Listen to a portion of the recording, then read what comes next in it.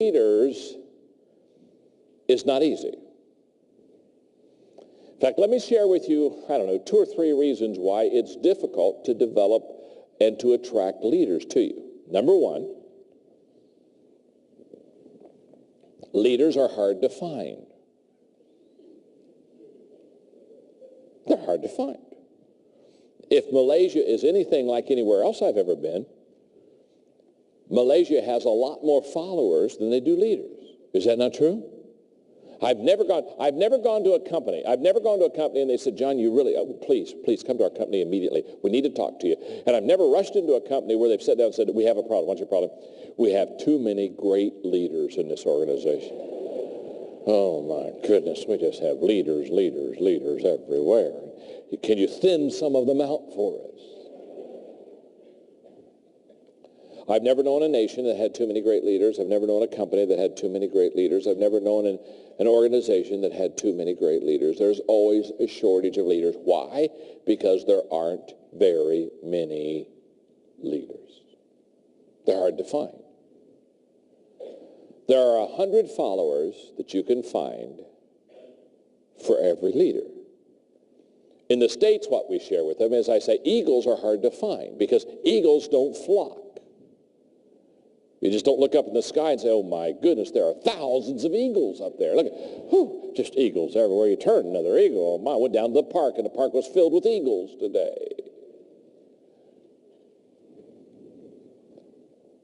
Pigeons flock.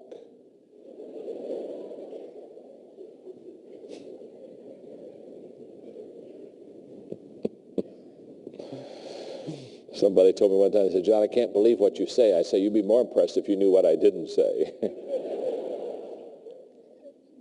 Eagles don't flock. They're hard to find. You have to find a leader one at a time. When I fly into do conferences, a lot of times the people who are picking me up at the airport, they don't know me. They've maybe never heard me or never seen me, maybe never heard of me. But they have the assignment of picking me up at the airport. And what I've noticed is there's 2 kinds of people that pick me up at the airport. One kind of person that picks me up at the airport, what they do is they stand outside of the security area, wherever it is, and they've got a big card, and on it they put my name, like John Maxwell. And so maybe they're talking to a friend, but they're standing out somewhere, and they've got they got this card in the area, and they're basically saying, get off the plane, get through security, look at the card, read it, come over and introduce yourself, and I'll take you where you need to go. Basically, they put all the responsibility of me finding them on my shoulders. That's okay. Most of the time, I go up to them, introduce myself. Once in a while, I want to have fun. I just walk right on by. Take a taxi to my hotel and scare them.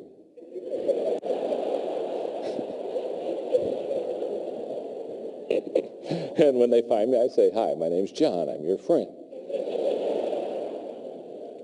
Well, one person, they put my name on it, and they basically say, find me, find me. Now, the other kind of person, what they do, they're different. What they do is when they have to pick me up at the airport, what they do is they get one of my books, and they go back to the back of the book where my picture is.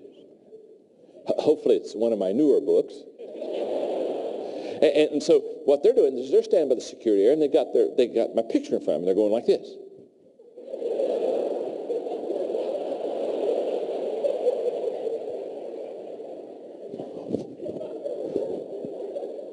And then they go, you're John Maxwell. Well, yes, I am. How do you know? Well, I've got a picture of you. Now, you see, when I say that you have to develop a leadership team, there's one of 2 ways that you can do it. First of all, you can do like most people do, put advertisements and ads and things like that, and they basically stick up a sign and say, looking for leaders. I've been standing all day and haven't found any yet. Or you can say, oh, no. If I'm going to develop a leadership team, what I'm going to do is I'm going to get a picture of what a leader looks like. Oh, my goodness. Oh, there's a leader. You see, the reason we miss opportunity, we all miss opportunity, do we not? How many of you have missed opportunity at least one time in your life? Sure, thank you very much. You make me feel comfortable. Now, the reason that you and I miss opportunity, you know what? Do you know why we miss opportunity? We miss opportunity because we don't know what it looks like when it's coming to us. It passes us, we go, oh, I should have done that. I should have done that. I knew better. You see, we didn't have a picture of what it looked like when it was coming. So therefore, we miss it. Can I tell you something? If you don't have a picture of what a leader looks like, they'll pass you all the time. There'll be leaders all around you. Can I tell you something? You can be in a room with leaders and not even know it. So when I tell people to develop a leadership team, in fact, they'll come to me lots of times and they'll say, John, they'll say, I want to develop a team of leaders. And I'll say, oh, great. And they'll say, can you help me? I said, well, I'll be glad to help you. I said, first of all, what are you looking for? Well, I'm looking for leaders. Leaders. And, well, yeah, leaders. That's what I need leaders. That's what I am looking for leaders. Dead people or alive people?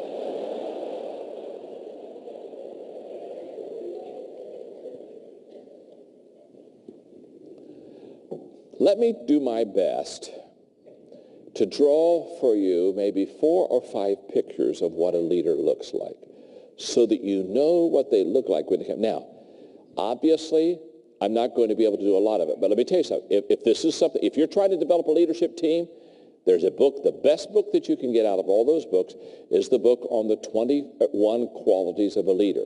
The 21 qualities of a leader is 21 pictures. It's a photo album.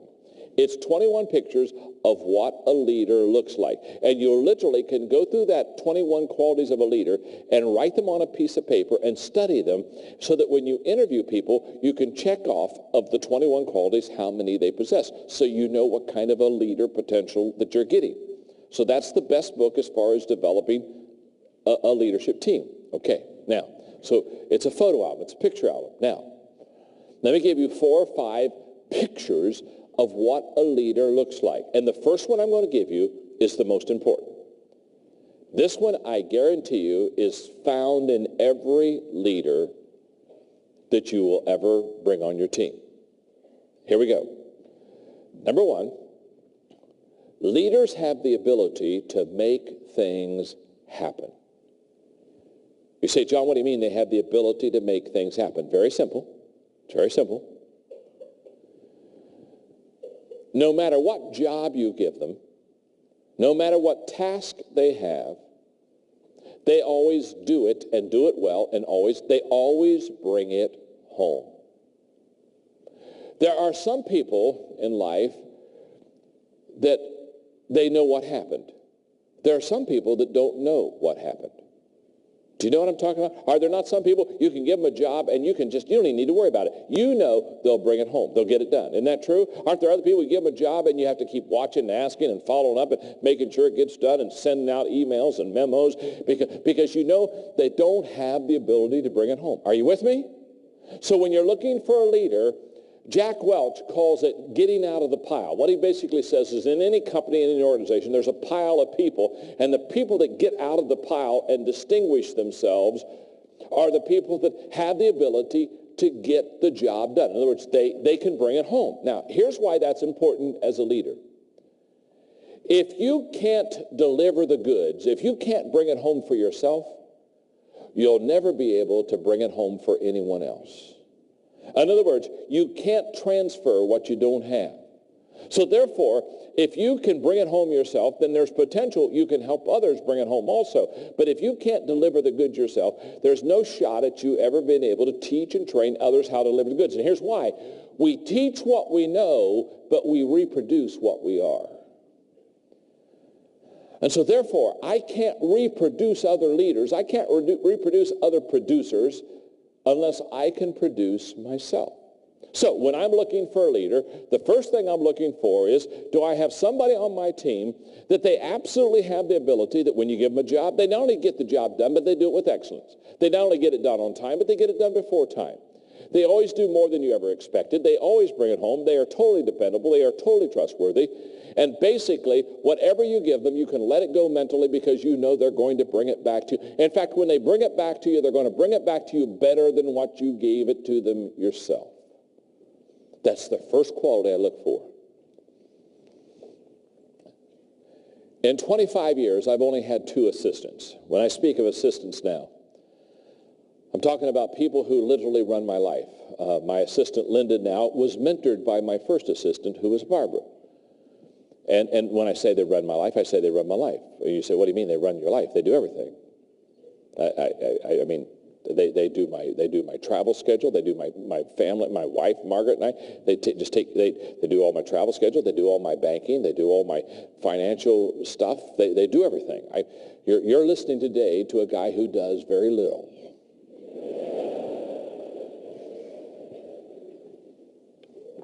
And is proud of it. In fact, people all the time, they say, well, I'm so busy. I just have so many things to do. And I say, well, I don't have that problem because I can only do 4 things. And see, when you're worthless in most areas, it's just wonderful because people don't want you. You know what I'm saying? They'll say, when they say, we want you to be on our board. I said, no, you don't want me to be on your board. I'm a terrible board member. I go to sleep during board meetings and I ask stupid questions and I'm just a terrible board member. And then they don't let you on the board. And then that frees you up. Are you with me? So you say, I only do 4 things. And my assistants, they do everything. They do everything. I mean, on this trip, I never did it. I mean, I basically said, these are the countries I'm going to. They sat down, worked out my time schedule, figured out the hotels, figured out all the things. I mean, I got emails from my assistant, Linda, today, and she on a couple things because I have to meet the Prime Minister tomorrow in Thailand. They had to change some of my schedule. She handled it all. I haven't talked to anybody. I don't do it. They just every day get me up and wake me up and give me breakfast. And then point me in a certain direction and say, don't come home until you've done these 4 things. Well, when I was training my first assistant, Barbara, I was in the office with her one day, and I said, Barbara, I need the phone number. And I gave her the name of a person I needed a phone number that I didn't have the phone number with. And probably, I don't know, just a couple of minutes later, she came in, and she said, I can't find the phone number. And I said, you couldn't find it? She said, no, I couldn't find it. I said, well, I'll tell you what, Barbara. Grab a chair and pull up right beside me here at the desk and sit here with me for a moment. So she did, and she said, what are you going to do? And I said, well, I'm going to find the phone number. Obviously, you couldn't, so I will. So for the next 45 minutes, I called everybody I know, just kept working, you know how you do, keep doing it, and finally I got the number. 45 minutes later, I got the phone number, so I put the person's name down, and I wrote the phone number, and I handed it to her. I said, now, Barbara, go back in your office, then come into the office and say, John, I've got the phone number. And then I looked at her and I said, Barbara, never again, when I ask you to do something, come to me without delivering it. It's a requirement. If you're going to be in my inner circle, I don't accept excuses. I don't accept anything except bring home the goods. What Barbara would tell you is that day her life was changed. She realized that she was going to work not for somebody, because nobody works for me. They work with me. We're all partners. But she realized that that day I accept nothing but deliver every time. I deliver every time. Expect you to deliver every time. Because if you can bring it home for yourself, then you can train others to bring it home. What I have discovered is those who can't reproduce other people who can't, until you have a whole bunch of people who can't. And then you wonder why you're not succeeding in life. I love this. I'm going to agree this. This is so fun.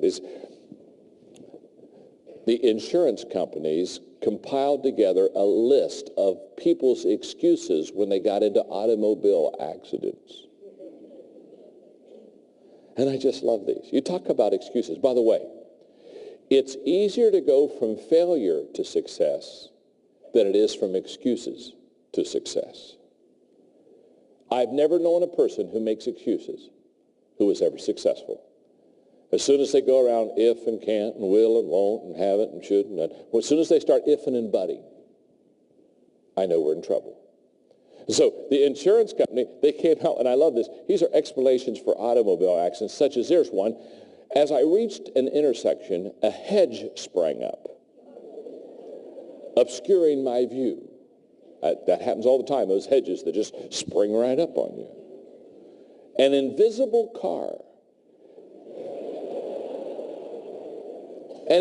car came out of nowhere, struck my car, and vanished. Those invisible cars will do it to you every time. The telephone pole was approaching fast. I hate it when those telephone poles start moving around on you. The telephone pole was approaching fast, and I attempted to swerve out of its path, and it struck my front end. I love this one. I was on my way to the doctor's with rear end trouble when my universal joint gave way, causing me to have an accident. To avoid hitting the bumper of the car in front, I struck the pedestrian.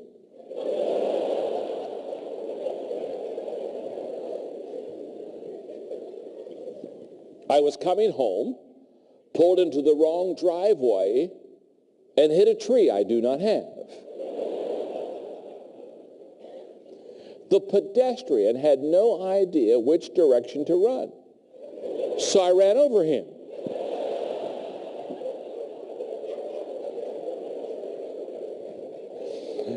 One more. I pulled away at the side of the road, glanced at my mother-in-law, and headed over the embankment. Now, if you're looking for leaders, the first thing you look for is, does this person have the ability to get the job done? That's absolutely essential to your success and my success. Number two, here's the second thing I've observed. Leaders see and seize opportunities. Leaders have the ability to see opportunity when others don't see it, and they have the initiative to seize opportunity when others stand at the side. So therefore, when I'm looking for a leader, I look for a person that can find opportunities. And I look for a person not only who can find those opportunities, but for a person who can go out and seize those opportunities.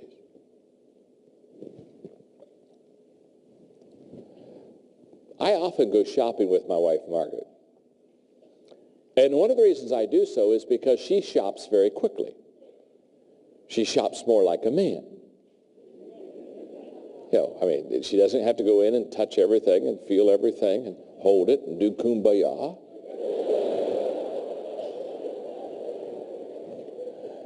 And one day I said, Margaret, I said, I don't mind shopping with you, because she walks into a store, and I mean, in 5 minutes, she's either got it or she's out. I thought, this is good. And one day I said, Margaret, how can you do this? And she told me, she said, John, she said, you notice how some evenings at the house where I spend time looking through catalogs? I said, yeah. She said, well, what I'm doing is I'm getting a picture of what I want. And she said, when I find what I want, now she says, when I go to a store, I know what I'm looking for. I already have researched, I already checked out consumer products. And she said, when I go in, I already know what she said, I don't have to go around and look at everything. She said, I'm already focused. I know what I'm going for. And the day that she said that to me, I thought to myself, this is what a leader understands what they're looking for. A leader, here's the way this works with leaders. Leaders see things before others see things. This is a fact. They're very quick to see something. In fact, other people are still looking around in the room, and they're saying, well, don't you see it? See, potential leaders see before others see, And potential leaders, they see further than others see. They not only see it first, they see it further. They see it in its breadth and its size and its largeness. And so they see it first, and there's a tremendous advantage if you can see it first. So I'm looking around and I'm saying, who is always in my group of 10 people? If this is my leadership team, I'm asking myself, which one on this team is seeing it quickest? Who's seeing it first? Because that's the sign of a leader. I mean, some people, is it true, on your team, they never see it. But now, let me tell you the advantage of seeing things first. If you see it first, you can go after it first. Now, let me explain it this way. In the 100-meter dash, I just want to go on record today, tell you, that in the Olympics, if they would allow me, I could win the gold medal. I mean, look at this body. You can just tell. You can tell this body is made for speed.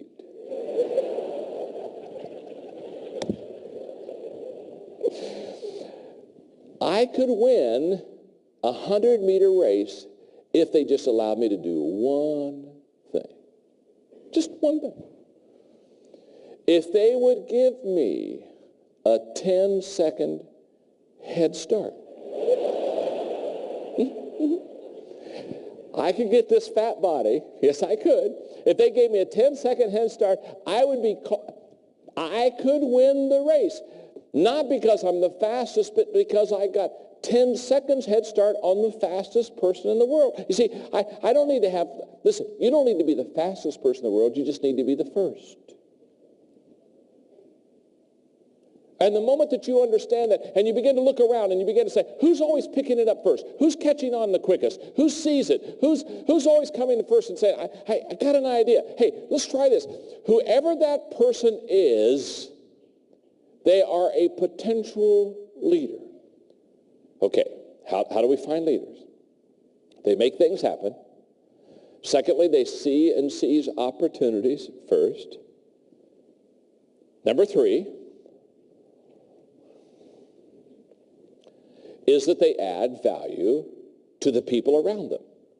One of the ways that you can see a leader and pick one out is that they are making everybody around them better.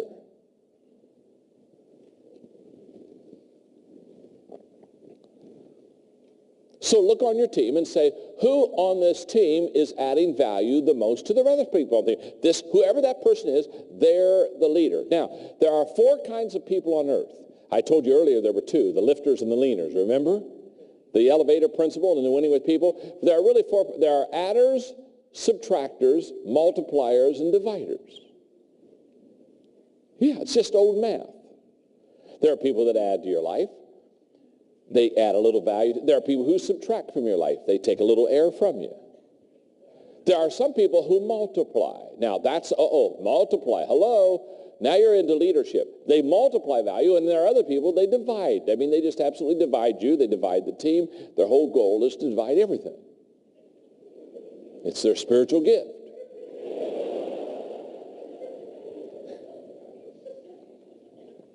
So I'm looking on my team. Again, I'm looking on my team, and I'm asking myself a very simple question. The question is, who on this team is adding value to others? I've just looked at them and said, okay, who's adding value to me? Who's adding value to others? And let me give you something. I very seldom give in conferences, but I think because you're an outstanding audience.